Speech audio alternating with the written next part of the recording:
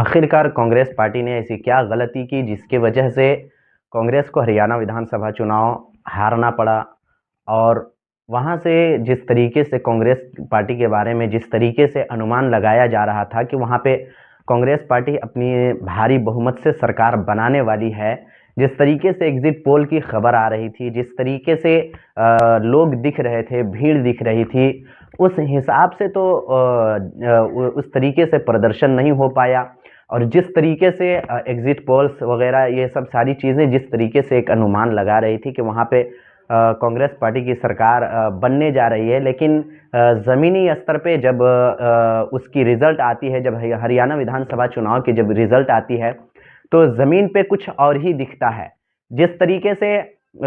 ये बताया जा रहा है कि जिस तरीके से हरियाणा विधानसभा चुनाव को जिस तरीके से कांग्रेस पार्टी ने हार का सामना किया, उसके बाद से ऐसा लग रहा है कि हरियाणा विधानसभा चुनाव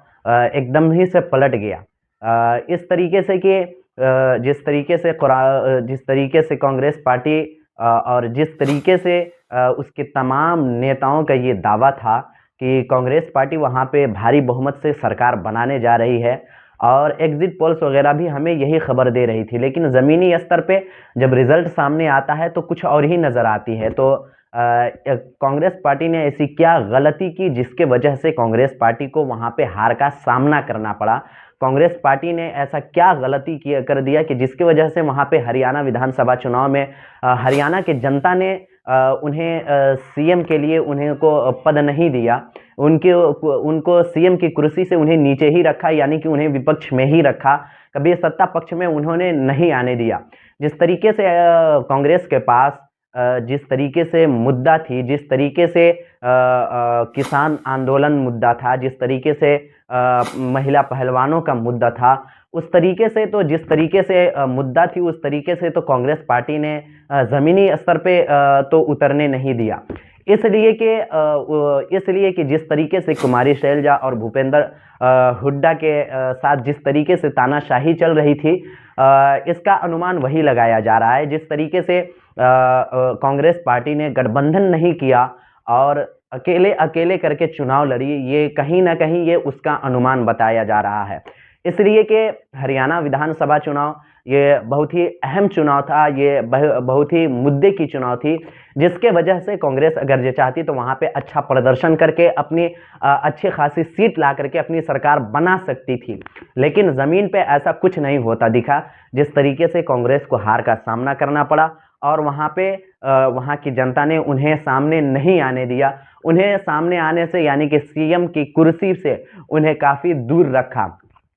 इसलिए कि जैसा कि बताया जा रहा है कि अगर ये कांग्रेस पार्टी अगर ये आम आदमी पार्टी से अगर ये गठबंधन कर लेती तो कहीं ना कहीं वहाँ पे सरकार बनाने में एक अहम भूमिका निभाती, जिसके वजह से वहाँ के जनता उन्हें स्वीकार करती। लेकिन ज़मीनी स्तर पे ऐसा कुछ नहीं होता दिखा, और इसका नतीजा ये हुआ कि जब 8 अक्टूबर 2024 को जब ये रिज़ल्ट आता है तो सीधे से ये काफ़ी दूर जिस तरीके से एग्जिट पोल्स वगैरह जिस तरीके से कांग्रेस पार्टी को सीटें दे रही थी, लेकिन ज़मीनी स्तर पे ऐसा कुछ नहीं हुआ, जिसके वजह से कांग्रेस पार्टी विपक्ष में ही खड़ा रही और वहाँ पे हार का सामना करना पड़ा। और वहाँ पे भारतीय जनता पार्टी ने अपनी सरकार बनाने में कामयाब रही। लेकिन इससे सीख ये मिलता है कांग्रेस पार्टी को कि अगर ये किसी भी चुनाव हो, कोई भी चुनाव हो, वहाँ पे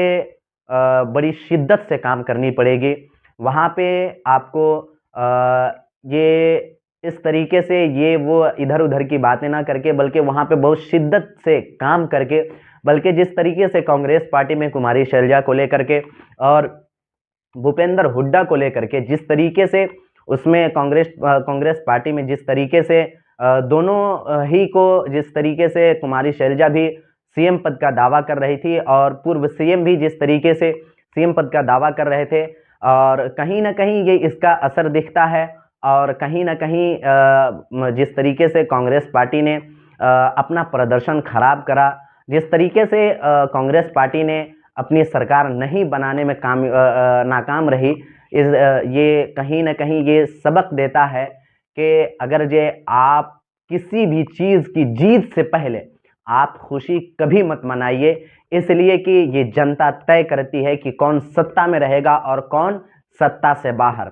यही कुछ होता हुआ दिखा 8 अक्टूबर 2024 को जब रिजल्ट आई, तो साफ साफ ये समझ में आ गया कि कांग्रेस पार्टी को वहाँ की जनता ने कभी नहीं सामने आने दिया, और वहाँ की जनता ने उन्हें कांग्रेस पार्टी को वहाँ की जनता ने सीधे तौर से उन्हें बाहर ही रखने में अपनी कामयाबी समझी। तो आप समझ सकते हैं कि किस तरीके से कांग्रेस पार्टी की प्रदर्शन खराब रही, जिसके वजह से कांग्रेस पार्टी को सत्ता से बाहर ही रहना पड़ा। और कांग्रेस पार्टी को यहाँ पे सबसे बड़ी भूल ये हुई कि उन्होंने जिस तरीके से गठबंधन से नहीं लड़ा, वो उसका कहीं ना कहीं ये असर ज़रूर दिखता है। आप इन सब बातों में आप क्या कहना चाहते हैं? आप अपनी राय ज़रूर हमें कमेंट बॉक्स में बताइएगा। वीडियो को ज़्यादा से ज़्यादा शेयर कीजिए, लाइक कीजिए, मेरे चैनल को सब्सक्राइब कीजिए। मिलता हूँ किसी अगली खबर के साथ, तब तक के लिए धन्यवाद।